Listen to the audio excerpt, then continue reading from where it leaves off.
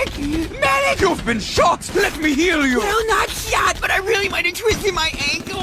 Action figures tend to be a secondary medium. While there are some exceptions, their general purpose is to act as extra goodies to suck a little more revenue out of pre-existing fans. What's Luke? And Obi-Wan? And my favorite, Chewie! But sometimes an action figure is so cool looking that it transcends the need for any knowledge of its associated media, and can even be interesting enough that it pushes one to check out its source material. That was my experience with Bioshock, Borderlands, and Left 4 Dead, and for each of these franchises the same company was responsible for the figures in question. NECA, the National Entertainment and Collectibles Association. The problem with this figure-to-fandom pipeline, however, is that once you gain even an ounce of familiarity with these IPs, it becomes abundantly clear how poorly NECA has handled them over the years. With lines cut short, mishandled, or otherwise wasted, NECA's no stranger to failure, and in each of these instances we can spot some of the defining traits that make this company great and not so great. As implied, my introduction to Bioshock came when I found the motorized Patriot deluxe action figure at Revolution CD. While I only had a passing knowledge of the series at the time, seeing this awesome design brought to life in such intricate detail was more than enough to pique my interest. However, NECA's work with Bioshock first began back in 2010 with a line of figures based on the second game, and one only needs a quick glance to see where the company shines. When it comes to highly detailed characters rendered in a realistic style, NECA is among the best in the business, and with these incredibly detailed sculpts combined with the grimy washes and dry brushes, the raging retro residents of Rapture are captured near perfectly. But if there's anything to be taken from Bioshock 2, it's that the pursuit of perfection comes at a cost. What originally separated NECA from other toy companies is that they often produced toys based on properties that were either too obscure or too adult for their mainstream competitors. They made up for this limited appeal, however, by packing in as much detail as possible.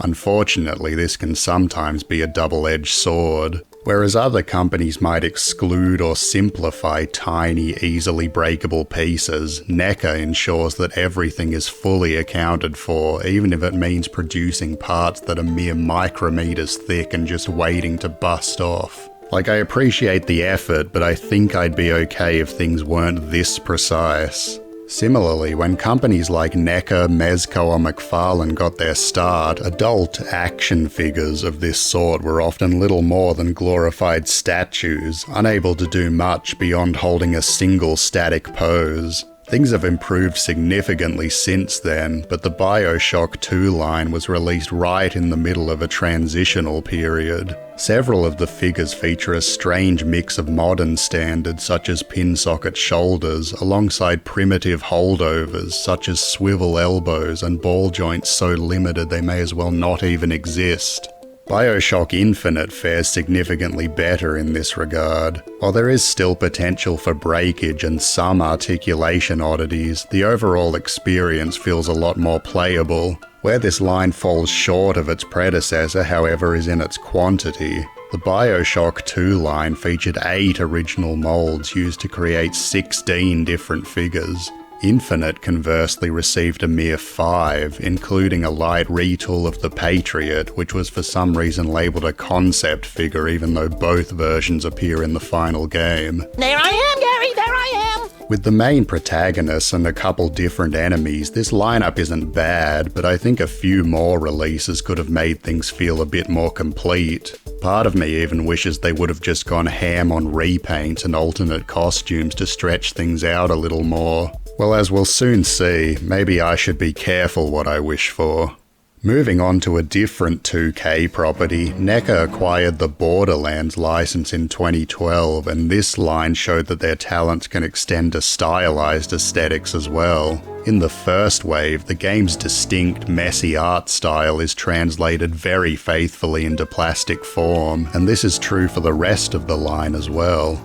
Not really. All of these figures were actually made by McFarlane Toys, one of NECA's chief competitors. Sadly, NECA's output is significantly less diverse, with the entire line consisting of a Psycho followed by Claptrap, Claptrap, Claptrap, and Claptrap. Are there any other Claptraps I should know about? I'm out of here.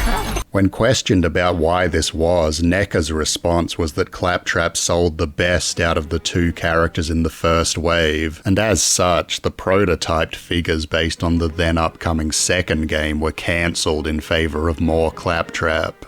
I must say, I don't know what exactly they were expecting from this lineup. The breakout character of the year brand mascot, or a generic level 1 enemy. Gee, I wonder which one people are gonna gravitate towards. Maybe you should have tried, I don't know, one of the actually playable characters or something. And look, I know it's important to keep popular characters on shelves, but they have to be supplemented by other characters too. Hasbro has to shove out a Bumblebee every few months to keep everyone happy. But if it's nothing but Bumblebee, or Bumblebees that are too similar to each other, it's inevitably going to cause a huge glut in the market.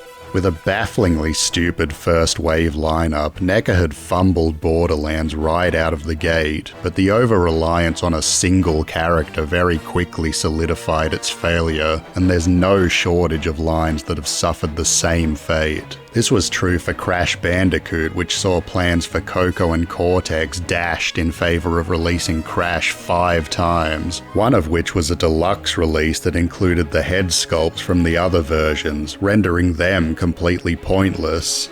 The same went for 2013's The Lone Ranger, a severely underrated movie, which needed all the help it could get, but the choices from NECA were The Lone Ranger and Tonto, The Lone Ranger and Tonto with very minor changes, and The Lone Ranger and Tonto but upscaled to the size of a small child. For a final example, there's Ash vs. Evil Dead, and while this line technically ended due to the show's cancellation, I can't help but feel it would have met a similar fate given that half the line was just Ash over and over again.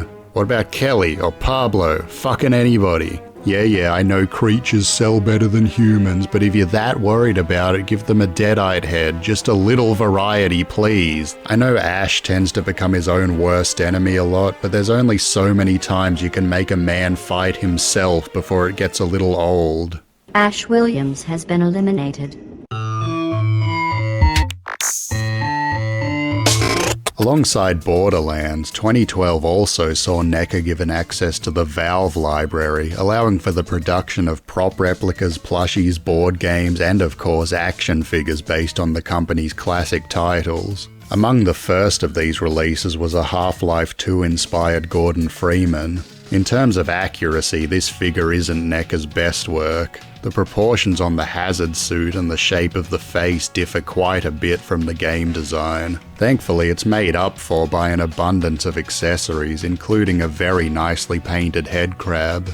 The Portal 2 figures are likewise excellent despite some shortcomings. Atlas and Peabody look perfect, but are very stilted in terms of articulation. This makes them prone to toppling over, yet Shell is the only figure in the line that has a stand included. However, all three include light-up features that make them look incredibly cool even when in a completely static pose. It's just too bad they have to be kept away from direct sunlight at all times. They turn yellow. In contrast to Portal, the Boomer and Smoker from Left 4 Dead return to a grimy organic aesthetic, and in my view, feature some of the best work NECA has ever done.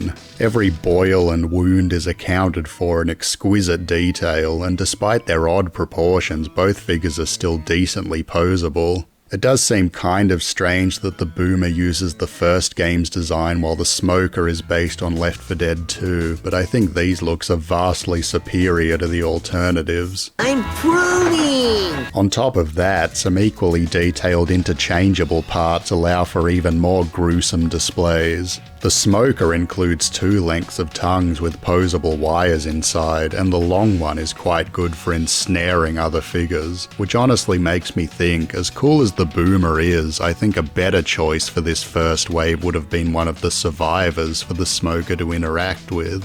But before anything like that could happen, Left 4 Dead and all the other Valve lines came to an abrupt end in 2015. Ultimately, this turned out to be a result of the infamous Valve time as opposed to a decision from NECA. When Gaben did eventually get off his ass to renew the license 3 years later, the releases were significantly more lackluster than before. The prototype Dota 2 figures were left unreleased, while Shell and Dr. Freeman were reissued in new packaging with very minimal changes, and Left 4 Dead was given Nothing at all. Nothing at all. Nothing at all. So if you were hoping to build an infected horde, this is the best you'll be able to do. Not that it really matters when there are no survivors. Where's the rest of you? I can't say I really blame NECA too much here. They probably got fed up with Valve giving them the Adult Swim treatment. They were also far from the only company to suffer this fate, with Valve toy lines from A Crowded Coop, Funko and 3A also left unfinished for the same reasons.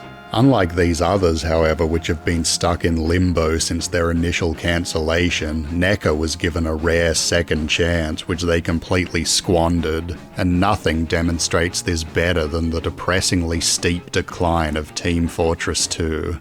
Now, Series 1 featuring the Pyro and Demo Man was a fairly solid start. The sculpting captures the simple blocky character designs well, even including some hidden details. Now that's quality. Even so, we can see some inexplicable oddities poking through already. One would assume that creating the blue variants would be as easy as swapping out the paints. Instead, the blue Pyro introduces a slightly different mold which changes the pressure gauge on the gas tank. And while I guess it is marginally more accurate, it's also significantly more fragile. The Demo Man also features a weird pointless running change. The red version has the hands cast in this perfectly accurate skin tone, while the blue version instead has them cast in blue and then covered in paint, which immediately starts to chip off the second you take them out of the box. What is wrong with you? Why are you blue? Overall, Series 1 was a decent beginning for the TF2 line despite these bizarre qualities. The only major issue with them is that their cartoonish proportions make them difficult to stand and can hinder the articulation. The Heavy and Soldier from Series 2 fare significantly better in this area, but they still have some strange quirks of their own. The complexion differs quite a bit between the two heavies, but I don't think either one looks bad. But I do find it strange that he's the only figure to include a shotgun, even though it's used by 4 classes in the game. The Soldier, meanwhile, features what I think is supposed to be the Gentleman's Service Medal, albeit in the completely wrong colour. Thanks for trying, I suppose. Series 3 brought us the Engineer and the Spy, which were only released in red before the aforementioned Valve hiatus. Engie ups the articulation with double-jointed knees and features an opening toolbox, but he lacks any extra hands to properly hold his pistol and includes none of his buildings. As for the Spy, What the hell is that? I don't understand how this could possibly happen outside of a lack of care. You already showed that you can do decent stubble, so why does Spy get a big ugly Fred Flintstone muzzle? Vote no on Indian gaming laws. Thankfully, when the Valve license was renewed, the Blue Spy was given a much-needed makeover, but this is also when they gave the Blue Engineer a red toolbox. That just ain't right. Shortly after, the final wave brought us the remaining 3 classes, and at this point it became clear that NECA had pretty much given up on Valve altogether. The Scout is sculpted and painted well, but he can't actually hold the bat properly. At least he includes his whole arsenal though, but then that begs the question of why both he and Engie got the pistol but only Heavy got the shotgun. I suppose that's better than the Sniper's situation, who comes with his rifle and nothing else, not even his sunglasses. Also, the undershirt is discoloured, because why wouldn't it be? Finally, there's the Medic, who is probably the most disappointing action figure I've ever seen. We do have double-jointed elbows, but 0 wrist articulation, so they're basically useless. The hands are rock hard unless you heat them up, so it's nearly impossible to get him to hold the accessories without breaking them, and these suspender straps are constantly flopping around all over the place unless you glue them down. And to bring it all together, there's the lumpy, lopsided, pin-headed head sculpt. You are all so ugly! And don't even get me started on the blue versions. Bam! Sorry, time's up. Rage, rage, fucking rage! With random inconsistencies, overly fragile pieces, weird aversion to variety, and a seeming lack of care in later years, the Team Fortress 2 line encompasses all of NECA's greatest recurring sins. And yet it also features some of my favorite action figures of all time. That's what's so frustrating about this company. There's a perfectly balanced dichotomy to their output. For every weird, baffling, utterly unexplainable bad decision, you're equally likely to find an unmatched piece of pure action figure artistry. Furthermore, the relatively obscure nature of some of these IPs means that NECA's run was the one and only time they've been represented in action figure form, and I suppose I should thank them for that. So while NECA's bizarre managerial tendencies may have cut these lines short, at least there's nothing to stop us from enjoying the few gems they did produce.